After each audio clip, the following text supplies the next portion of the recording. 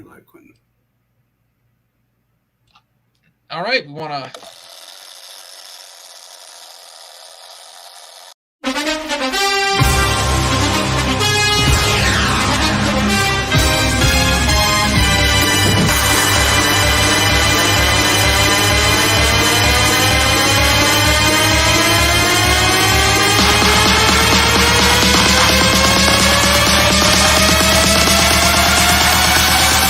Game day.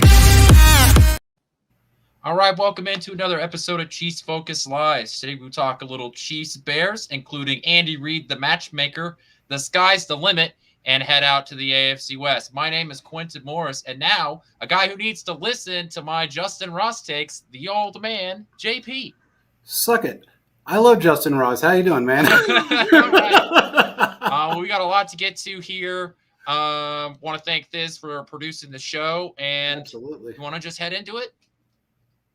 Yeah, let's go. Hey, what's up, Scott? What's up, Will? Glad to see you guys on the show. All right, what's our first topic that we want to get to now? We got a full show. We got the D. Well, honestly, the D don't need Viagra. Hey, you know what? This was actually going to be one of my hot takes for the night. And I'm going back and forth as whether or not I think it's a hot take or not, because I think when I say it, a lot of people are just going to agree with me. I think that this is going to be the best defense under the Andy Reid era, and that includes the Justin Houston, Eric Berry, Tamba Ali defense. I want to include this might be the best defense that I've ever seen as a Chiefs fan, and I just want to remind people that Eric Berry, Justin Houston, and Tamba Ali played on this defense at the same time. Okay, I will agree with you to a degree. I think the best – I mean, I will agree with you under the Andy Reid era, absolutely. There's not going to be – I don't see how it can be any better than what it's going to be this year. Yeah. I put them in the last show in the show before, and actually on the PSF live stream, I've got them coming in top 2 by the end of the season. Right. And right now I think they're ranked 4th after this last game, maybe 3rd, DVOA. But yeah, they're strong. I mean, they're absolutely strong.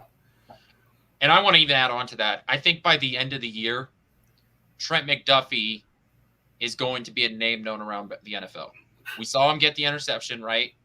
And one of the things that, has sort of been a problem with Trent McDuffie getting on that national stage, unlike a Tariq Woolen or a Sauce Gardner, is that he doesn't get those interceptions, right? Yes. And in order to be a star corner, one of the things you have to do is you have to get turnovers. Those are highlight plays. The reason why the highlight wide receivers are the way they are is because they go up and make flashy plays. Well, your normal NFL fan doesn't care about passes, batted down, or simply just good coverage, right? Those don't make highlights. It's the interceptions that do. Interceptions come in bunches. And if this defense starts to get that trend rolling, I think Trent McDuffie is going to be a big part of that, and Trent McDuffie is going to become a guy that by the end of the year, become a highlight reel. He really is. I do think that moving forward. Look, we've got I guess he plays quarterback coming up on Sunday, and we'll talk about more on the Thursday show when the Chiefs take on the Jets. But I think that Trent McDuffie, by the bye week, could have, three more interceptions. Yeah, I agree. I absolutely agree. He's got a very high football IQ, and I use that term a lot. And that's just simply because I've been around so many players that either have it or they don't. He has it. He reads offenses very well. For somebody so young, he actually, even last year, towards the end of the year, you could really see that in him. And now he's just got it down to where it's almost an art. He's gelling with his own mind. And that's a hard thing to do.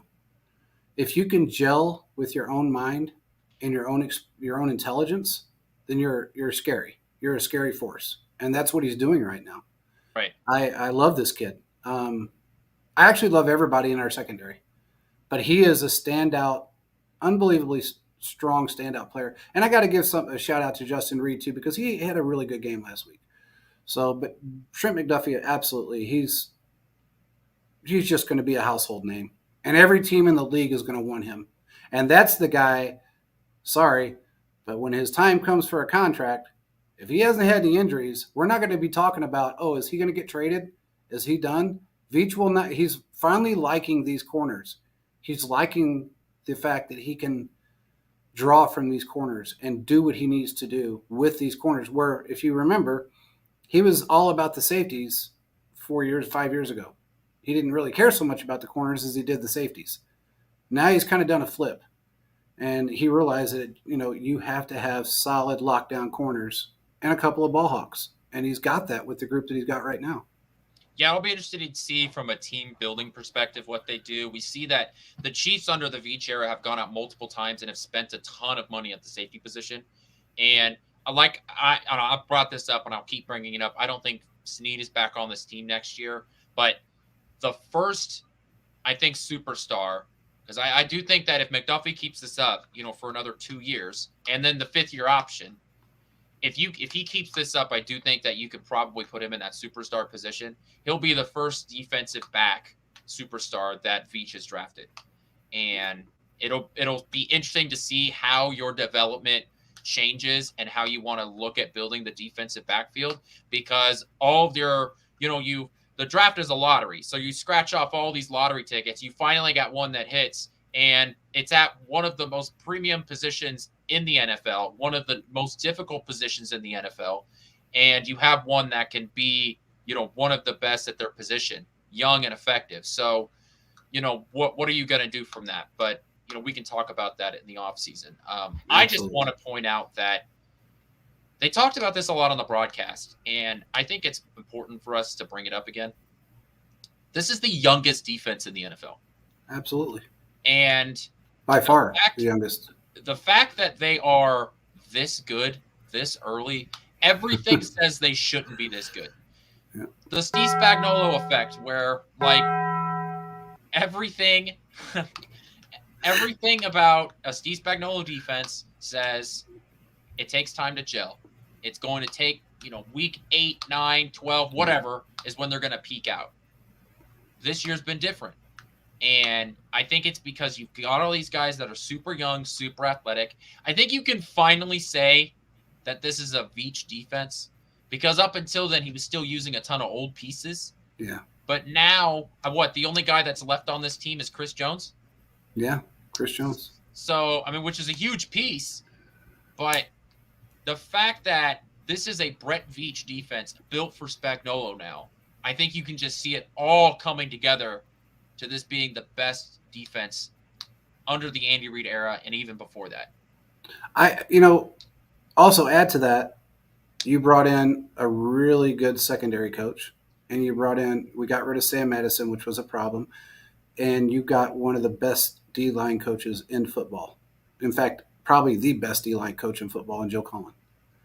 And I think if you mesh everything together, I remember, 5 years ago, talking on this show about give it time. Don't worry. The guys need to gel. Watch what happens at week 8.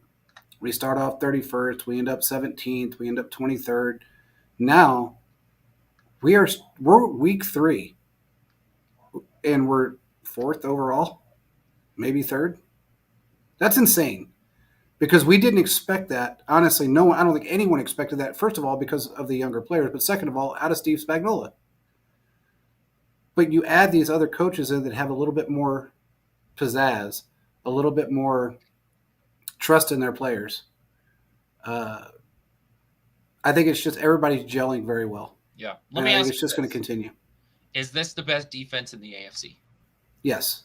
Because I think the teams in front of you are probably Eagles, Niners, Cowboys. Correct. And I think this is the best in the AFC. This is the best defense in the AFC with the best quarterback and the best offensive coach. And you just start to see how all of this is going to come together, and you're 2-1. Correct. And we don't know. Now, listen, right now, they're the best in the AFC. There may be stats out there that say we're probably better than maybe another defense in the NFC right now, one of the 3 that you mentioned. Yeah. But come week 6 or 7, the narrative is going to switch. It's going to change. I'm telling you, book it right now. Write it down. Take a picture. I don't give a shit. This is going to be the best top 2 defense, if not the number 1 defense in football. by the end of the season. That's how I feel. And I feel like they're going to win some games for us.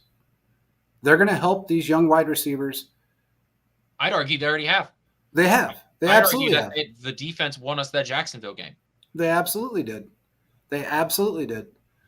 Of course, the Chicago game was a debacle. You can't really say much about that as far as the Chicago team is concerned. And I'm not. There's a lot of people putting the blame on Justin Fields. I am not going to do that. I still think he's a quality quarterback that has a lot of talent. He's just not. His best ball was played with Matt Nagy. He hasn't been good since. That organization, the Moonies themselves, are very weird, and they just don't put a lot of faith and trust in their front office or their coaching staff. And they're frugal when it comes to their coaches. So when you put all those things together, you have a bad football team. And you can go back.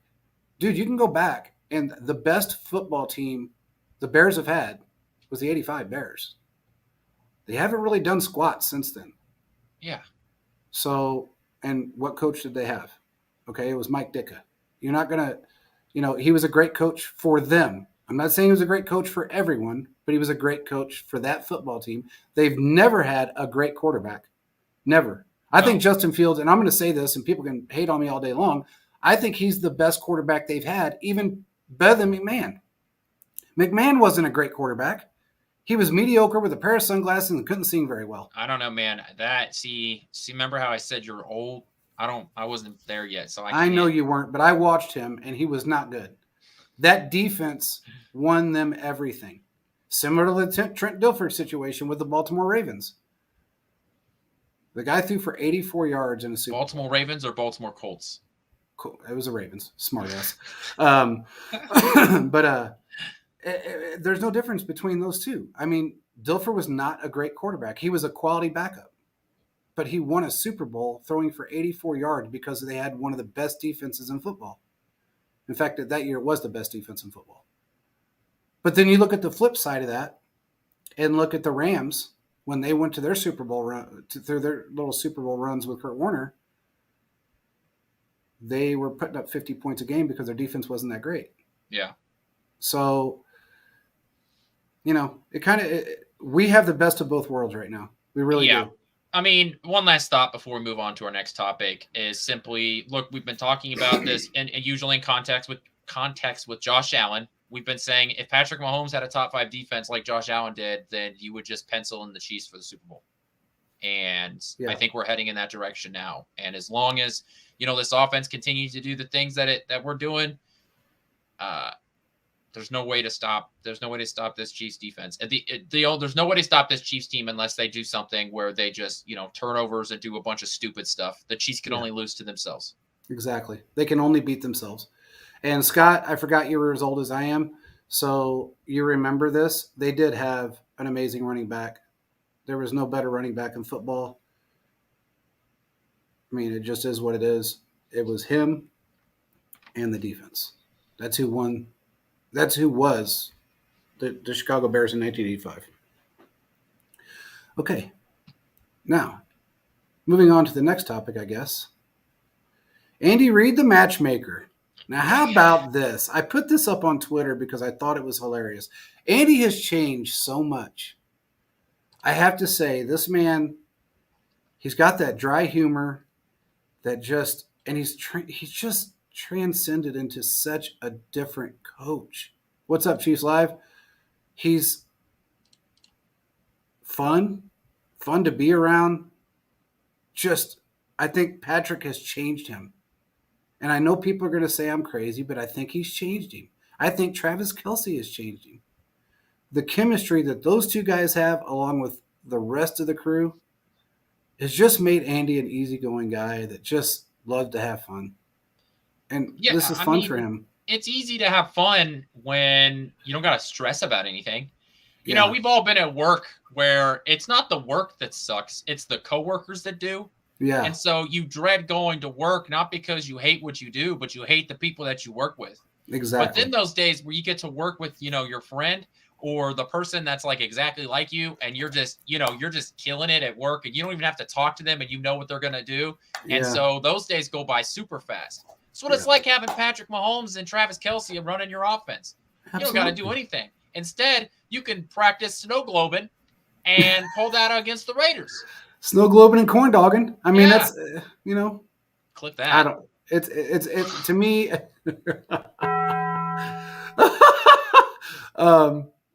I think they've. It's so crazy. I spent a lot of time with that team prior to the Andy Reid era, and I don't remember a time that the offense and the defense got along so well. And I've told this to many people in the past. I've talked to people about this. Even JJ and the rest of us have talked about it on the show that played for that team. My first encounter was an offensive player hitting a defensive player in the head with a helmet in practice. And Myles Garrett on him. Yeah. And I looked at Derek and I said, "Hey, man, the hell?" He goes, "What?" I said, "Why did you just hit him with that helmet?" He goes, "We hate each other during the week. We're all brothers on Sunday, but during the week, we're two different football teams."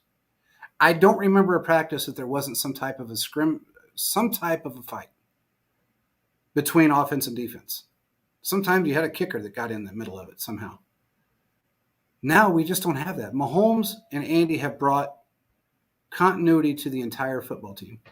They all hang out. They all go to places together. They all love each other. It's so different than anything I've ever been around.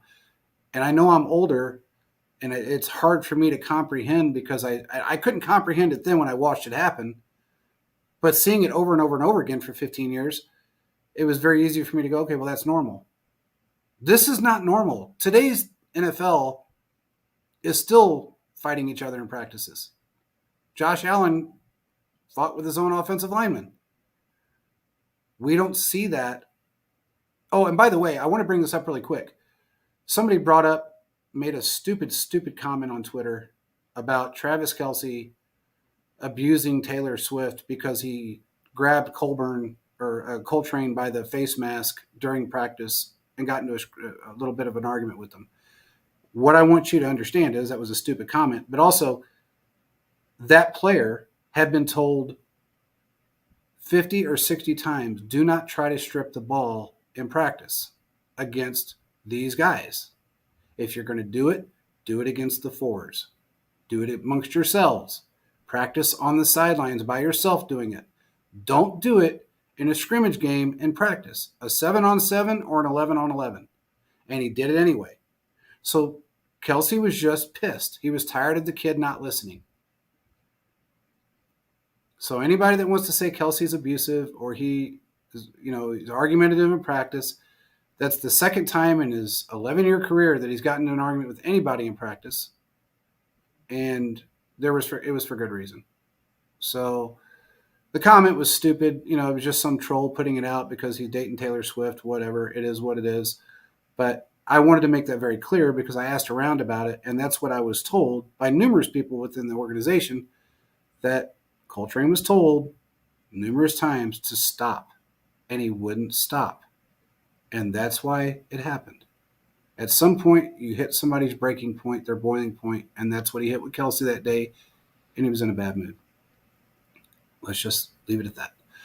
Okay. But Andy Reid, when they asked about the Taylor Swift, Travis Kelce dating, he said, well, I introduced the two. I matched them up. I thought that was phenomenal. No, the one that had the best comment was Bill Belichick. What did he say? I didn't hear that one. Bill Belichick said that it's the best catch that Travis Kelce has had in his career. Oh, my God. That's hilarious. Bill Belichick's a Swiftie. Belichick has zero personality, and for that to come out of him, it's like that. Wow, come up with something so so snappy and that's a zinger. That's zinger material right there. That's an absolute zingerooski. I can't believe Belichick said that. That's funny. Wow, unbelievable. Anyway, I thought it was very, very awesome that Andy is so involved with this team and so relaxed with this football team that he's able to make jokes like that. Because you usually don't see coaches do those types of things, it's easy especially older coaches. Do that when you're constantly winning, That's true too, but it's he's under a little bit of pressure this year, and I say that just simply because there's been so much talk about the younger wide receivers and how the first game went, and The second game they stepped it up a little bit. They looked a little bit better. The third game, which we talked about from week one on, that they were going to gel, take it easy, everybody calm down. We didn't need to go out and sign a wide receiver immediately. None of that needed to happen. And I think we might have been right about that because they looked pretty damn good, regardless if you were playing a bad football team or not. To put up a 40 burger at halftime was pretty good. And Yeah, to pull look, if we want to just go over our final thoughts on the Bears game, because I've had a couple days to process it now, like we all have. And the thing is that, like, you can't take a ton away overall from that game. Like, of course, the Chiefs were going to win, right? But also, good teams win like that. yes. Good teams don't play a game like the Bears and win 23-17. Good teams don't play a team like the Bears and have the lead, and take the lead with 4 minutes left in the fourth quarter and all of a sudden make it a 2-score game by kicking a field goal, right? Like that's not what good teams do. The teams like Kansas City blow the doors off of you, and they don't let you even sniff a victory, especially when there was no star power for the Bears. Now we're facing the Jets this week, and the Jets, while their quarterback, I'm pretty sure I could play at the same level as he is right now. Their defense is good. So there's a chance that the Chiefs offense is going to struggle a little bit on the offensive side. That's because they have a ton of talent on the defense, right? And we can talk about that on Thursday. But the things that I just wanted, the final thoughts I have on that game is it's not just the defense. I feel like the offensive line outside of Jawan Taylor, the stupid crap with Jawan Taylor, I think this offensive line is gel, and the run game. And just how the holes were when Pacheco was running the ball. I mean, there was holes on the left side of the line, the right side of the line, up the middle. I swear the Chiefs could have just kept running the ball like it was Marty ball, and they would have won the game by 28. I mean, the holes were just so big, and I think that, this offensive line has been built to pass block because Patrick Mahomes is your quarterback, but this offensive line can run block too. It can move some guys. It can.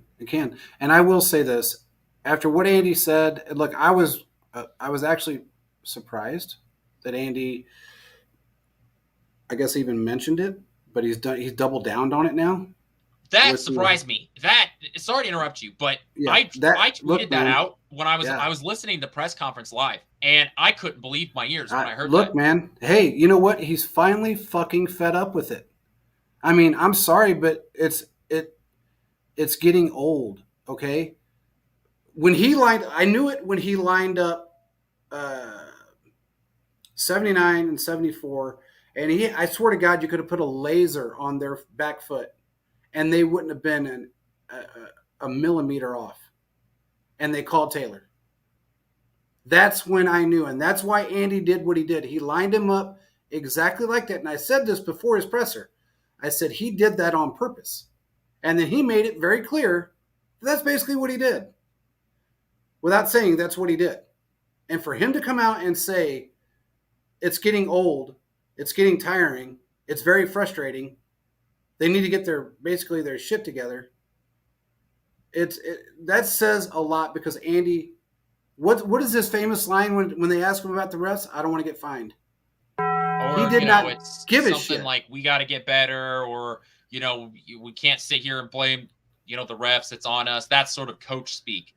And when Andy Reid does everything but call out the refs by name in his press game conference. Then the following day, he gets a follow-up question that says, hey, did you get a look at the film? What did you think? And he doubles down on it. Yeah. When Andy Reid does that, there's a problem. Exactly. And all of this was because Jawan Taylor did it in prime time, and the whole football world lost their damn mind. I think that you make an example out of it during the Jacksonville game, and everybody moves on with their lives. But for some reason, the NFL and the NFL refs are just holding on to this, and it's ridiculous because this is not just a Chiefs problem. Left and right tackles do this all over the league. The Eagles Everywhere. tackles do this. The 49ers tackles do. Like, this is the quick set or the moving of the feet is not a false start. Read the rule book.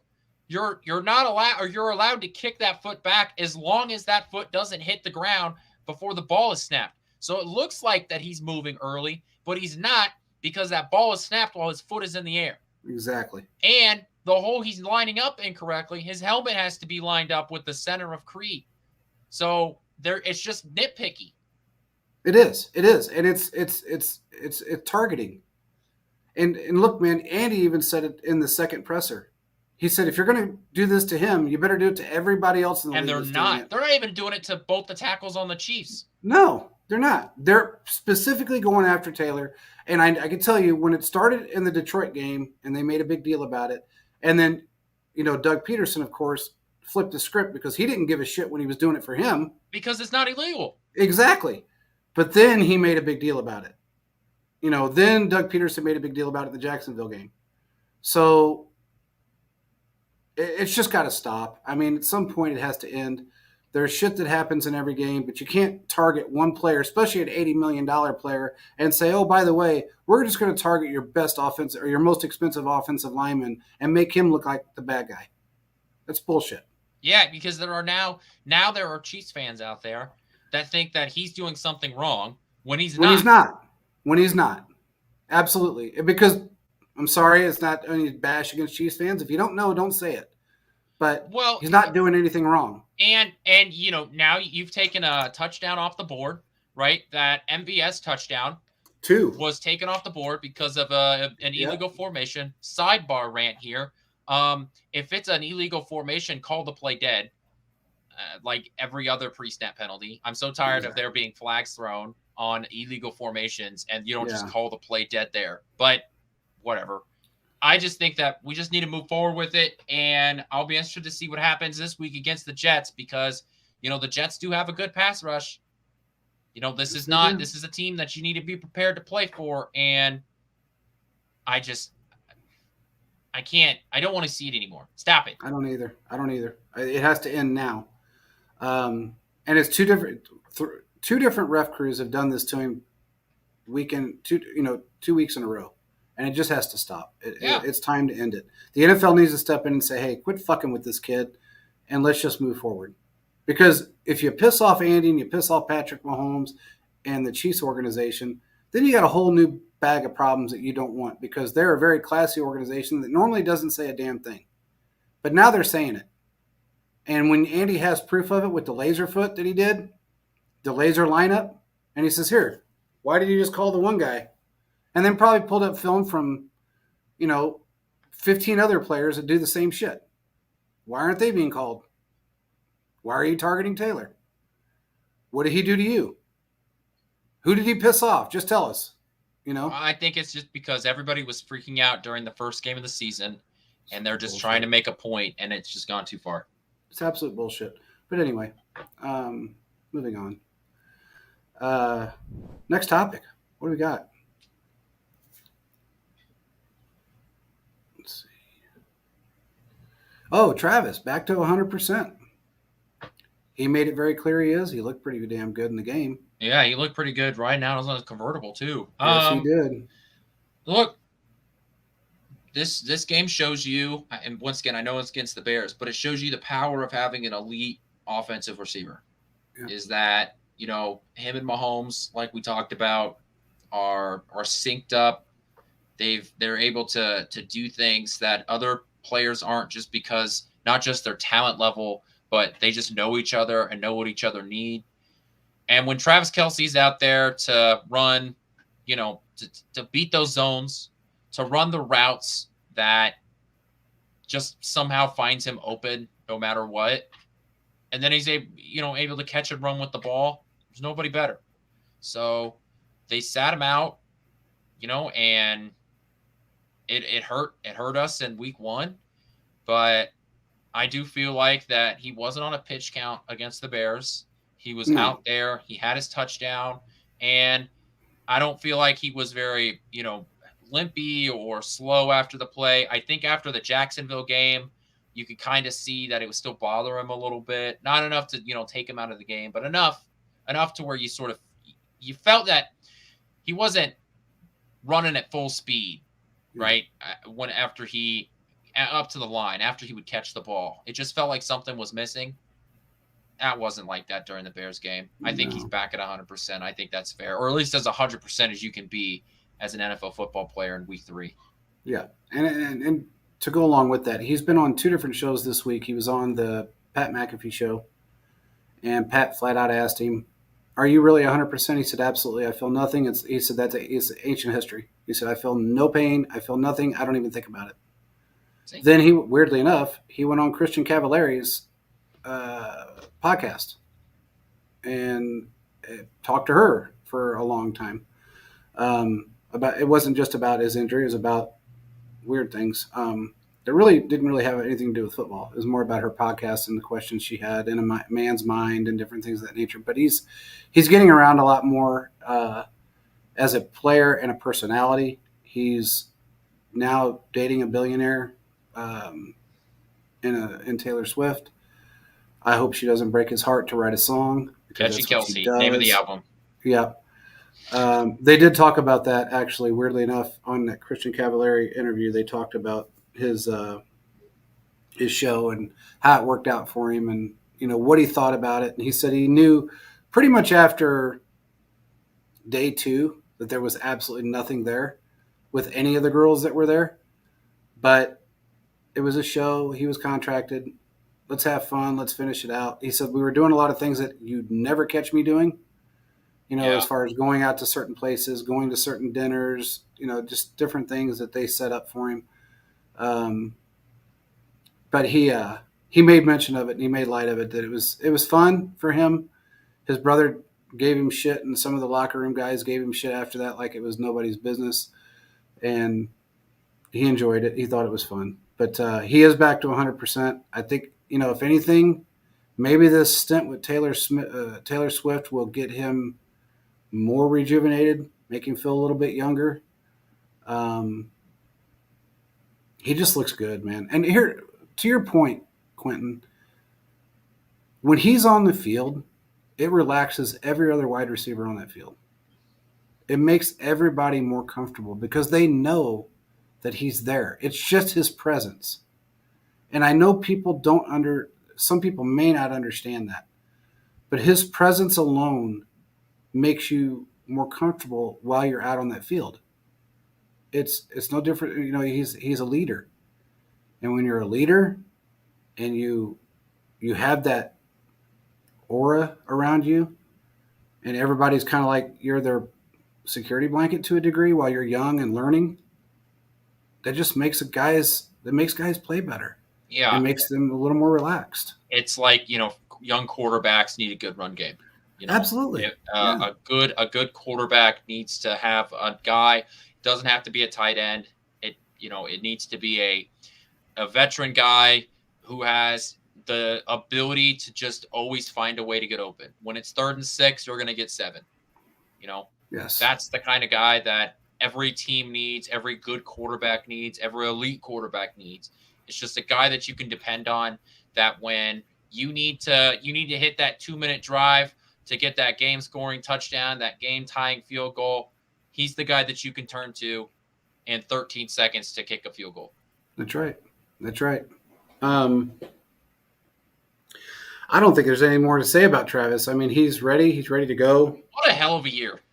Good God, Super Bowl man. winning, wins a Super Bowl, gets on SNL, goes on in a crazy media tour, gets to now is dating the most popular female artist in the world. Yeah, probably ever. Yeah. I mean, crazy. What a crazy life. It must be Starts tough. A podcast and is like immediately the best sports podcast. Oh, and by the way, if anybody wants to know, he has 1.2 million followers on his podcast now. 1.2 million followers. Yeah, it's crazy. Yeah. So I don't think there's anything more to say. He's back. He's going to do very well the rest of the season. I don't think we're going to see any problems out of him. and I just see the team gelling a lot more with him on the field. Even if he's not on the field, I think they're going to gel a lot more. But they're already showing it. On to the next topic. The more they improve, it means the sky's the limit. We know what that's about. That's about our man Sky Moore. Sky Moore is a great player. Everybody needs to get off his back as well.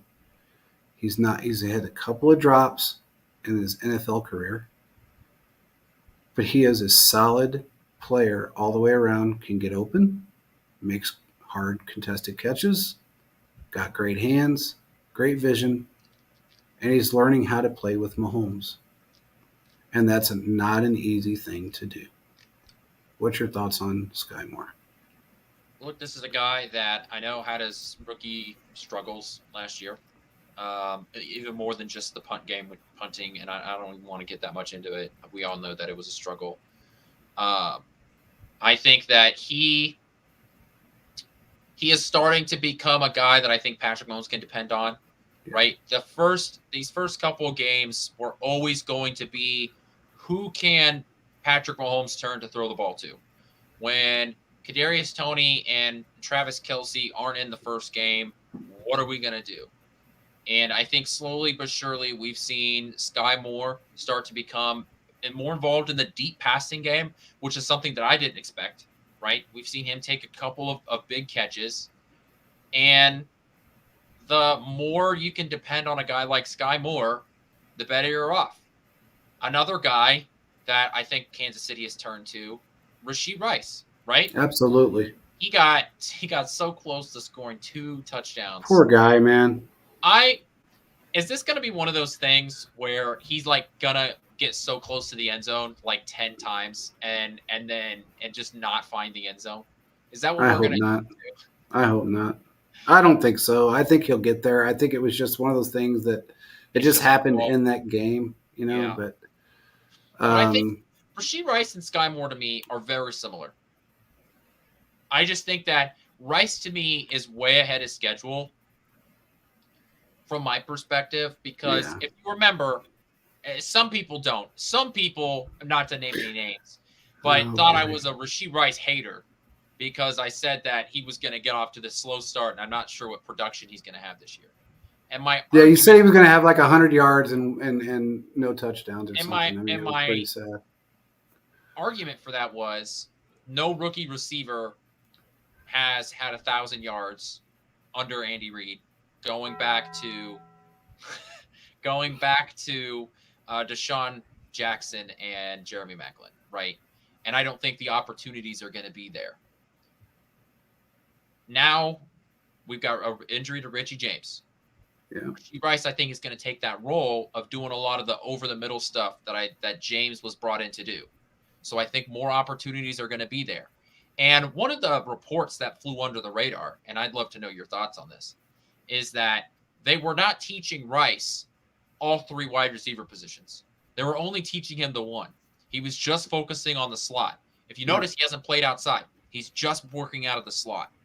I think that has been a huge impact.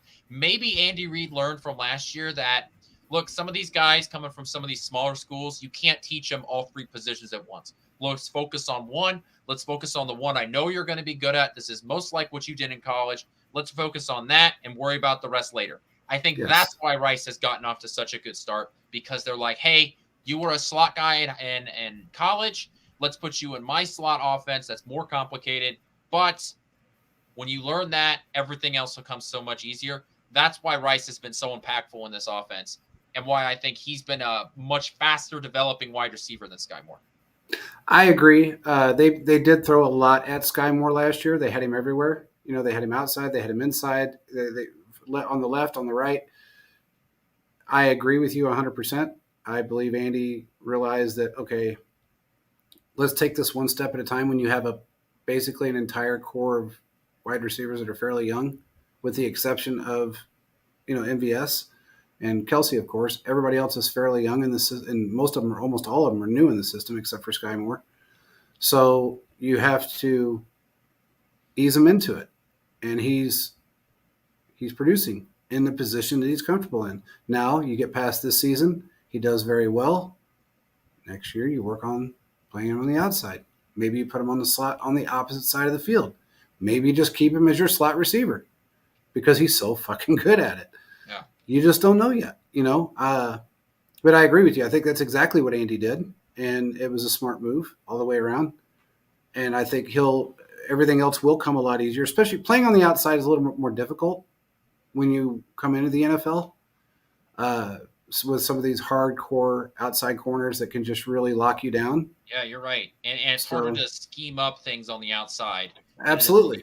On the inside, you can do way more motion, and you can scheme up way more open, middle of the field stuff than you can on the outside. Absolutely. And he's learned the playbook really quickly for his position or what they've got him in, I should say. And I think he's just going to excel. He's just going to continue to grow. I can't see how he couldn't end up being at least an 800-yard guy this year, the way he started off. I can see that very well happening. I think they're going to, there's still some outside chatter about MVS, and, they think that he's not that great. MVS is a very good wide receiver. Give him it's the third week of the season. Mahomes has been dialing it up more in the first 3 weeks than he did, in the first 6 last year. He didn't go deep a lot last year I think he had four passes over 40 yards last year, if I'm not mistaken. And this year he's already went deep 3 or 4 times, 5 times maybe. The way that defenses are playing the Chiefs differently this year. Yeah. Because remember last year they went immediately into that, cover, the drop 8, rush 3, those deep cover. And so, Kansas City's found a way to work around that through their struggles last year. So. And that's the funny part, Quentin. It's so funny because the year prior to that, they went to the 2 high safety shell, and that shut down Tyreek. It did a lot of different things, hurt the team in different ways. But then you turn around and you look at what last year they made some adjustments. They did very well. They dropped. They went down to they started throwing the checkdowns, doing different things. It worked out really well. Sorry, I got a bunch of dogs in the background barking for some reason. But this year they've changed it up again because of who they have, and they've made changes in every aspect of the game. Mahomes' defenses have decided to play them differently because of the players that they have, and that's helping us. That's all it's doing is helping us. Yeah, I mean, I think that I think Sky Moore is going to get better. Rice, man, I know I'm going to catch some flack for this, which I shouldn't because my words got taken out of context. But I think that Rice is going to become more and more involved in this offense because he's proving that he can be a bigger part of this offense. And, the more guys that you're able to successfully get involved, the better. And you're going to be able to beat different kinds of defenses. This year around the NFL, we've had some defenses that have come up. Cleveland's got a good pass rush this year. Cincinnati yesterday showed that, they can win with their defense. So there are some other teams coming up with defenses that maybe we didn't think were going to be good in that department. So we need to realize as many weapons as possible. And the best part is all of these guys are under control. Absolutely. Absolutely. You had something negative to say about Justin Ross. What was that? Copy and paste everything that I've said during the offseason. It's ridiculous, man. Just because he hadn't had a whole lot of opportunity doesn't mean he's a bad player. I want to know what you fans think. Anybody that's listening to this show, tell me what you think of Justin Ross. Do you think he's had enough play time to actually say he's a bad player, or do you think that maybe they're just easing him into the system? Which one is it? Because he's ranked, he's like a top 7. I think he's 7th on the depth chart right now, or maybe 5th now because what's his face fell off. So we'll see. Yeah, Philip, you're the one I was talking about who took it out of context. You want to westward expansion? Head out west, talk about the other AFC team. Let's AFC do West it. Teams and end the show. Let's do it, man. Okay, you want to just roast the Broncos for the next 15 minutes, or that could be a whole show on its own. How you gonna let a 70 burger get dropped on you, man? Oh, Hey, I mean, that whole game was bad for that. Their offense. Russell Wilson wasn't that bad. He scored 20 points, which is fine. It was just that defense. it took him 4 quarters to get to that 20 points. First time in NFL history, an offense has 350 passing and rushing yards. They broke the NFL record for yards in a game. I mean, the damn near broke the scoring record. Anything and everything that could go wrong went wrong. Now the Tank Bowl is on Sunday between the Bears and the Broncos. I will be very interested to see the physicality from the Broncos. 9-6. I'm calling it right now. If Sean Payton is as good as a coach that a lot of people say he is, the Broncos will come out and hit hard. And if they don't, then the Broncos season, I mean, it's already over because they never had a chance to make the playoffs, but it's emotionally over for the team too. If they don't even have to lose to the Bears. What'll happen is if they just get dominated on the offense or defensive side of the ball, like on the line, if the Bears come out and are able to run the ball effectively against the Broncos, this team's not going anywhere. No, they're going to be mentally destroyed. Exactly. Yeah. Exactly. Their emotions are just going to be in the tank. Yeah. Here's what I will say really quick. Don't think this is going to be the last football team that does this to the Broncos. And I'm not saying they're going to put up 70. But there's going to be a lot of teams that if they're in a position to run the score up, they're going to do it. And there's only one reason behind that. And I've talked to a lot of people since this whole thing started. And in fact, I had talked to someone today that is very close to that situation. Sean Payton pissed off every coach in the NFL. Yeah, when he called out Nathaniel Hackett. Yes. You don't break that fucking code.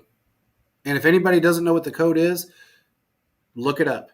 Because the one thing you do not do is go on national television and slam another coach. It's the fraternity, right?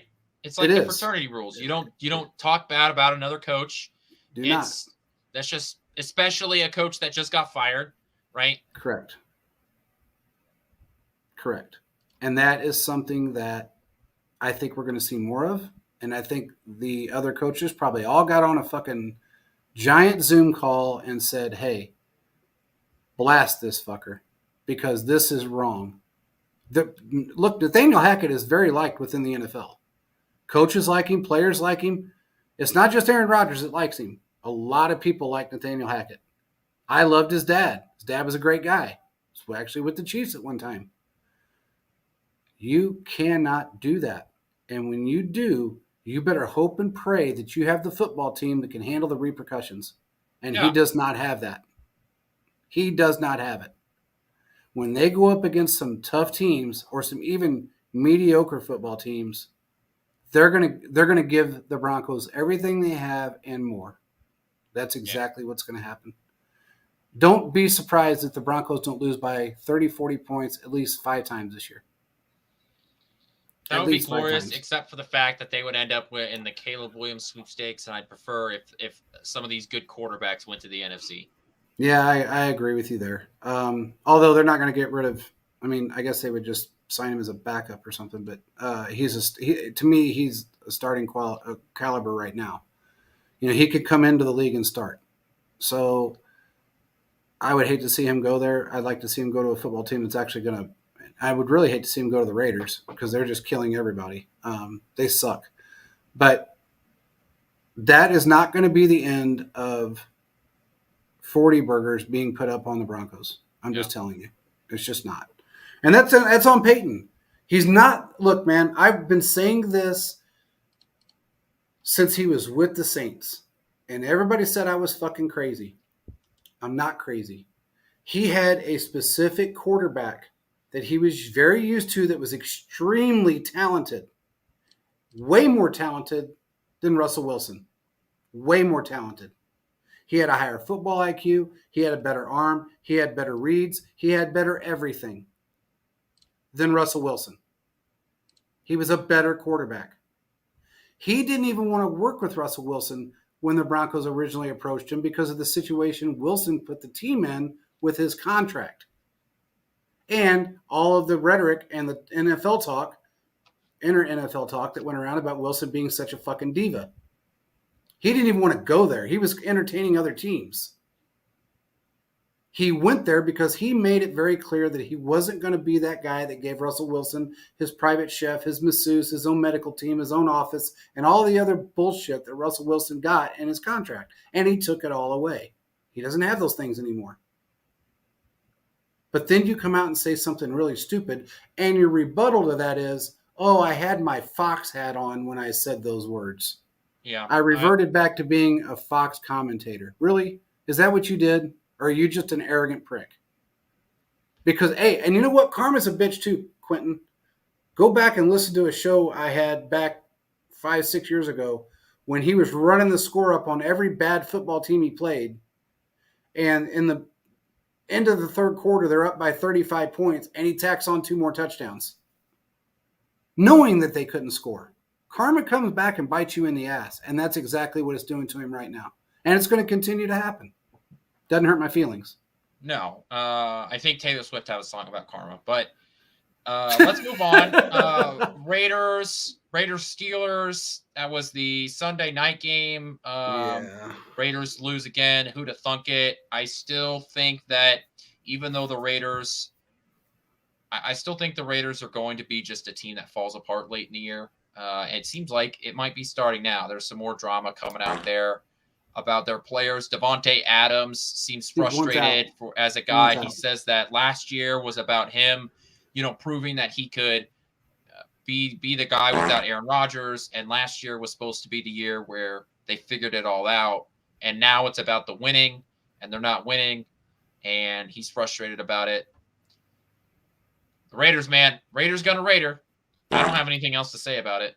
Well, I will say this, Quentin. I said this before. I said it at the beginning of this season, and I'm sticking to what I said. He will request a trade by week 8. He wants out. He didn't even want to stick around this year after the Derek Carr debacle. And another thing, and I know you remember this, I gave Jimmy Garoppolo 5 games before he got injured. He got injured in 3. Yeah. I understand it was a concussion. An injury is an injury. An injury is an injury. Was never on board. He put himself in that position, by the way. I was never on board for Jimmy Garoppolo. I thought it was the stupidest thing to go from one mediocre quarterback to another mediocre quarterback with an injury history, and then to just do Derek Carr wrong like that by benching him so you don't have to pay him. I just thought that was stupid. And, yeah, it was bullshit what they did. No, the Raiders are going to be bad, and there's not much else we can talk about there. The Raiders are bad. Karma. It is what it is. And I'm sorry, Derek Carr's mediocre, but he's better than Jimmy Garoppolo. Yeah. Look, Derek Carr can throw the ball down the field, will throw the ball down the field. Like, Derek Carr's better. I would much rather have Derek Carr than Jimmy Garoppolo. Oh, absolutely. Absolutely. And then, thank God he's not. Look, I've never been a huge Derek Carr fan. I thought he was kind of a crybaby. No, the eyeliner freaks me out. That fucks with me. I still have memes that I made about that. I've never seen, I didn't know that was a thing, but apparently it is. And I don't like it. I made a bunch of memes. It's still out all over Twitter. But regardless, he's a better quarterback, I think, than people give him credit for. And he's kind of proven that with the Saints. He is now injured. He's got a shoulder issue. Thank God it wasn't major. Probably be out a couple of weeks and back in. But it's Jameis Winston, 30 for 30 is out there right now. Yeah. So, finger looking good, 30 for 30. That's what I like to call Jameis Winston. That's okay. The Falcons are going to win that division anyway, so it doesn't matter. They are. So, regardless. Do we have anything else about this? Oh, real quick. Your real quick is never real quick, so make it actually real quick. Let's talk about something. Let's talk about the Cincinnati Bengals. Because we got 6 minutes, and I want to talk about the Chargers too. Oh, let's talk about the Chargers, then we'll talk about the Bengals. I don't have a whole lot to say about the Bengals. I have a few things, and that's it. Let's do the Chargers. Chargers won in a nail-biter only because the Vikings can't seem to win. I told you they were a bad team, and they weren't going to make the playoffs. And the Chargers, look, Justin Herbert, Justin Herbert's the real deal, man. He's a Told you he quality was. quarterback. That offense, they lose Mike Williams to an ACL tear. Who'd have thunk it? The Chargers lose a star player. I wish Brad was on this show right now. I I just think the Chargers are going to Charger. Like, this is exactly how the season was supposed to go. The Broncos were going to be bad. The Raiders were going to be bad. The Chargers would look good at points. They'd lose some star players, and Brandon Staley's a shit coach. Welcome to the AFC West. You did your job. I can't say any more. You did your job. This is the last year. If he makes it through the year for Brandon Staley, I think it'll end for him fairly quickly. He's not a good game. He doesn't call good games. Thank you. That was He my doesn't. take. No, I think it was mine. But anyway, he's a terrible coach. He doesn't care about his players. The organization doesn't care about their players. It's been proven time and time again. I understand why Justin Herbert signed the contract that he signed, because it's his first contract. I get that. Get paid, move on to a better football team, prove yourself, do what you have to do. Brandon Staley will not be here after this year if he makes it through the year. So, I hope he is. Yeah, me too, but I don't think it's going to happen. I think he's done. I don't even know if he'll last through the year. And the Chargers are not afraid to fire a head coach in the middle of the season. So don't be surprised if they're falling in their deep, deep depths of hell by week 5 or 6 or 7, and they just said, you know what, fuck it, let's just put fire his ass. Our special teams coach is now head coach for the rest of the season. Don't be surprised if that doesn't happen. Or they make the offensive coordinator the head coach, and he just becomes their head coach, because that offense last week looked really good. Now, the Vikings defense is atrocious, I know, but when you're throwing with that much efficiency, the Chargers, I almost called them San Diego. The Chargers offense was looking pretty good last week. They didn't look bad. They weren't playing the best secondary in the league, but they didn't look horrible. I will say this. And Philip, I agree with you, because we both called him on the hot seat last year. The only thing that saved his ass was him switching up OCs, and blaming it on the OC. Yeah. But regardless,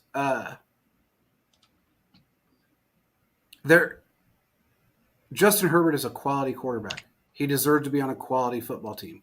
He is not on one. No. It's that simple. Let me get to this Joe Burrow thing really quick.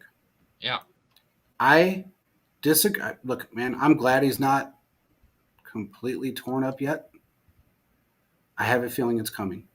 He's lucky last week that he played a very weak defensive line, which is what he did, there was all the proof was in that game. Because when you have an offensive line like his, and that defense really only got to, I'm sorry, but the Rams are not who they used to be as far as a defensive line. Aaron Donald doesn't have all the help that he used to have. He's aging, and it's not helping him a whole lot. I think Donald got to him, twice in that game? If I'm not mistaken, he got to him twice. He got sacked twice, hit 2 other times, I want to say. Yeah, that's not huge numbers for a historically great Rams defensive line. That proves that their defensive line is not that good going up against a terrible offensive line of the Cincinnati Bengals. So if Burrow goes up against another football team that has a very strong pass rush, you might not see him the rest of the season. Dude, he was limping in that game. It's bad. He's averaging 4.7 yards per attempt, I want to say. Yeah. The Bengals are nothing really without him. And I also am worried. Look, we hate the Bengals. We don't like the Bengals, but I don't want to see a team go out like that. It's like when Aaron Rodgers got hurt. Like, I don't want to see a team lose because they just lost their starting quarterback. Where's the fun in that? I want to beat you at your best.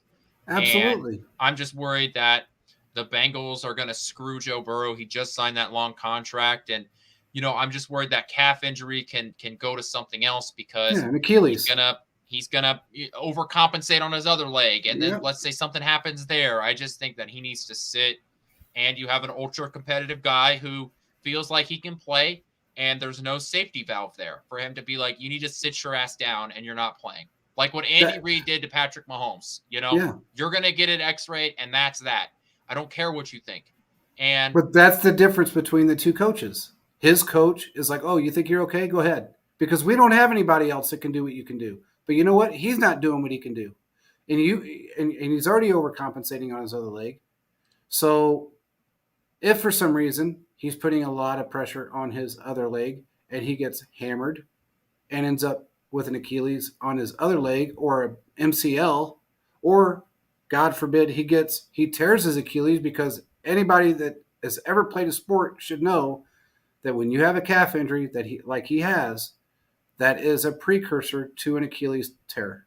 yeah, yeah, that's just what that's the concern right there. I mean, It is. that's And I don't want to see it happen because he's actually good for football. He As is. much as we don't like the Bengals fans, and some of their players for that matter, I don't think some of their players are great people. They run their mouths too much. But he's good for football. It's a great rivalry. We don't want to see it go down like that. Yeah, it's becoming one of the better rivalries in sports. It is. So it sucks, but you know what? He's going to probably be out there again next week. And I don't know who they're playing. I don't keep up with their schedule. But if it's anybody with a decent pass rush, I really feel sorry for him. I don't know what else to say, because he's going to get nailed. Orlando Brown will let somebody by, and he's going to get nailed. And he doesn't read the blitz well. He's never reading the blinds. He's never been able to read the blindside blitz ever, and he's continuing that trend. So I just hope that maybe they did sign a quarterback. Can't think of his name right now. They brought somebody in, I guess, just just in case. And then also, by the way, the Jets just brought in Trevor Siemian. Trevor Siemian, which, I mean, you could have went out and got a dude that played for the Denver Broncos 4 times. I can't think of his name right now. He finally retired, but you could have went out and got anybody besides Trevor Siemian, but that's who they got. I don't know what he can do for that football team, especially not knowing the system, but it is what it is. Anyway, with that being said, I don't know what else we got, man. That's the show. Make sure you join in back on Thursday night. We're going to go dive deep into the game, the Jets-Chiefs game Sunday night. And one more thing. There. Thanks, Thiz, for producing the show. One more thing. I want everybody to see this. Give me 1 second here. We're professionals. We are. I forgot to have this. I should have had this loaded. Do you see that? Do you see that on the screen? That is the PSF app. Go download it. It's free. It costs you nothing. You can actually be part of a live interactive gamecast and say what you want. We're going to have players on there. We're doing giveaways.